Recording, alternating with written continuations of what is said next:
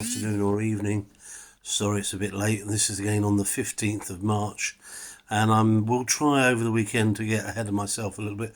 I'm popping into hospital on Tuesday, probably for a week or so, but I'll take Jimmy's book with me, and my missives will be from there. My name's Kevin. I'm reading out letters by my late father, Jimmy Hodge, who was a journalist in the Medway area of Kent, and every day in 1999 he wrote a sort of open letter, just detailing what might have been happening during the year, and it was all to do with the millennium, obviously ticking over at the end of the year. Today is the 15th of March. Apparently it was comic relief time, which you forget that was 25 years ago now.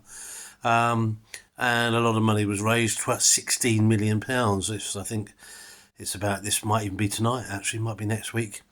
And most of the people who donated cash believed it would all go to help poor in third world countries, and it was found out that nearly £1 million was actually aiding asylum seekers in their efforts to stay in Britain.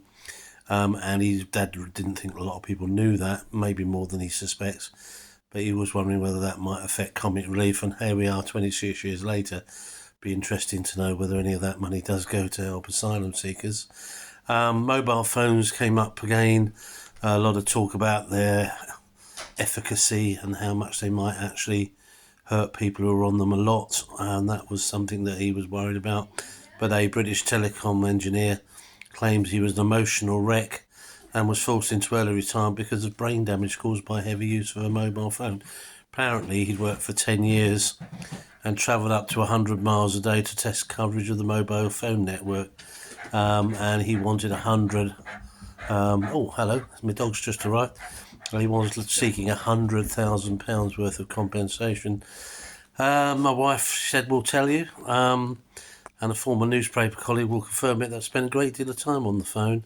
Dad couldn't quite see what this guy would be doing for that length of time every day on a phone, but who knows?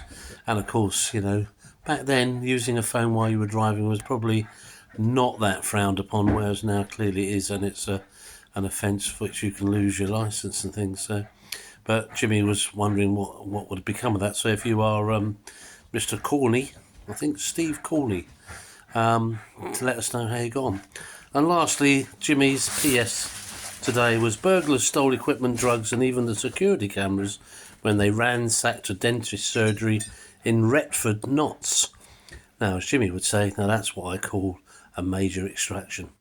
Anyway, I hope you've enjoyed that. Thanks for watching and subscribing and looking and recommending, or whatever you'd like to do. And mine, here you go.